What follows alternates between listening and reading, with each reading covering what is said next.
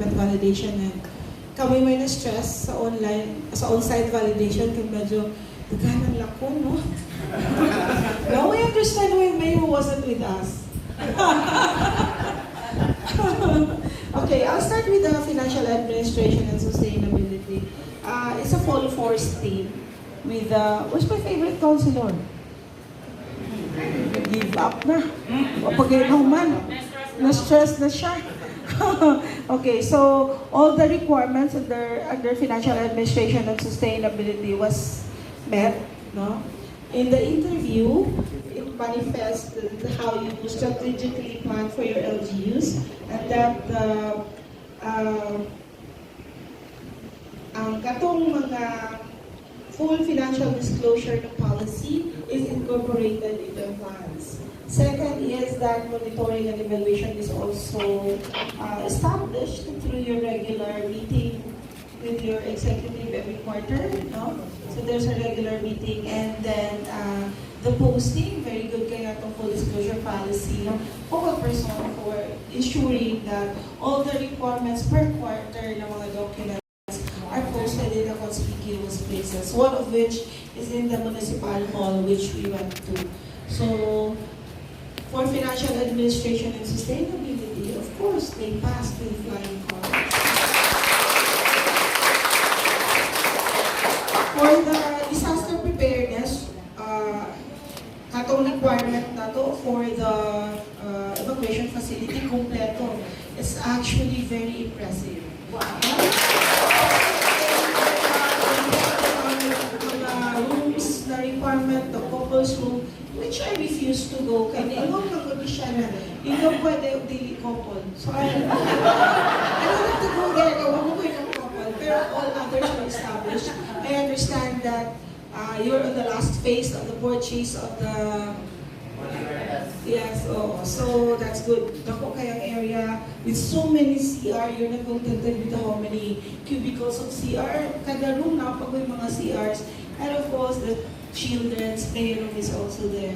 The kitchen, no? Although wala pa na-tested because it's a new one, pero looking at the infra that you have inside the evacuation center, I know that it will work. Kapaling nakuha niya ang area. So, and then all others, ng mga requirements, ng mga amenities are there. Although, nalakoy pa, pero naklaro na to, medyo gamay lang. Tulo lang na pupunta sa garbage, pag-add, or dapat makita nato na you have a partnership with the barangay sa ilang MRF so that we will know where to put our garbage generated by the barangay. So for disaster preparedness groups, wow, you have CCTVs, the response protocol is established, no, in partnership with the PNP, DFP. Your team, your response team is also organized, and that all others in the offset 24 hours, which is not even a requirement for the municipality, but we still establish a 24 hours operation center. So obviously, pasar.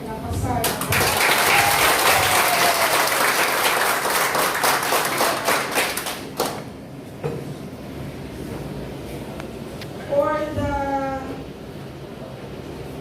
social protection and sensitivity, I'm happy to learn that the coordination you have with marginalized sectors, no, mga special sectors, or OSCA, VAUSI, the PIDAO, and all others is established. And looking at the way they answer the questions in terms of their role in local governance, so it doesn't stop at them giving proposals or just attending the meetings, but in fact, all steps in local governance from planning, implementation, monitoring, naa daw very, very strong. It's because also ang atuang MSWDO really consults with this sector kung ano priorities na dapat natong i-prioritize. So kung sa yung problema, that has been identified, ani ang mga vulnerable sectors are being listened to.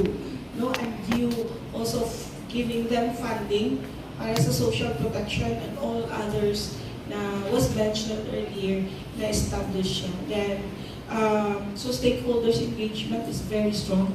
And nakita na to na it's really part of the LGU team. No, so you should have heard how they answered the questions earlier. It's really very, baka proud ka. And I'm proud also of your MSWD. Social protection and sensitivity, grabe ka, klaro nga pasar against it.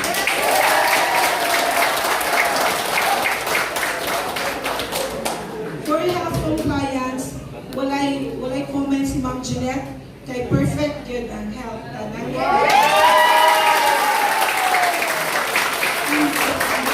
It includes sustainable education and business friendliness. So the EBOS, we passed by there. They're very ready for us to come in, but actually, from the outside lang nakita, because we knew already that everything is established now, based on the documents that you have submitted during the regional assessment. So nakita sa tamo ang physical structure, no, and that it's already there. For safety, peace, and order, wow, maka-proud kayo ang Ilongos, no? Of all 51, you may say it's 51 barangay, but all 51 barangays are either drug-free or drug-clear. It's a lot of work, considering that in the province that I came from, not even half are declared drug clear. So it's a lot of work, and we did it with flying colors, no? And considering the budget, COP, no, and the crime volume efficiency po niya sa crime rate niya is na-address po na. All were given solutions. So the support of the LGU or local PNP is very strong, no? So daghang salamat for that, and for that they also passed.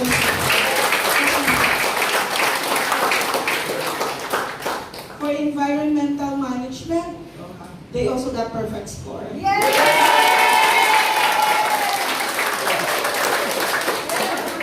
For tourism, I'm happy that they really know what they're doing. So in the plan, kay bawal na ka, asa padulong ang Hilongos when we talk of tourism. Naka-plan out na siya sa ilang mga plano. Even your cultural property inventory is already there, so you know which part to prioritize and which part also to protect. I just have one more instruction for them, pero they get a perfect score.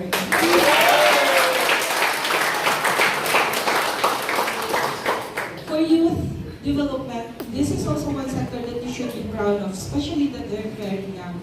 Pero kay Baba mo, they have a lot of accomplishment already in partnership with various government agencies or even departments here sa LGU, no, ang youth. They have a clear direction on where they're going for their youth, and that they see to it kung unsa na requirements sa local youth sa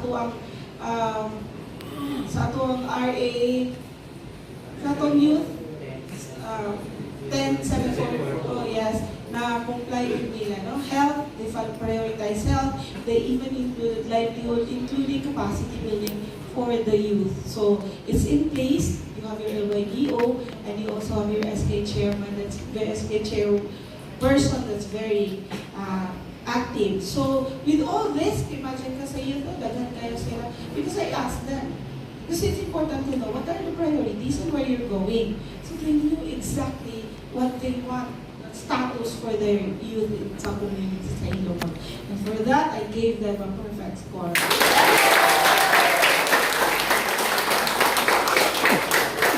Okay, so I'm very proud to say, because this is the fourth stage, I cannot declare if you pass or not, bawal. Pero what I can say is that the municipality of Ilocos is highly recommended as sponsor.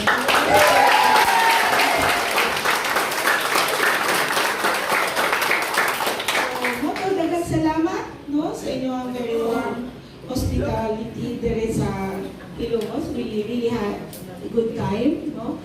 Di pa may ganapit na muli, pero sa amin naman Paulio naman din mayor.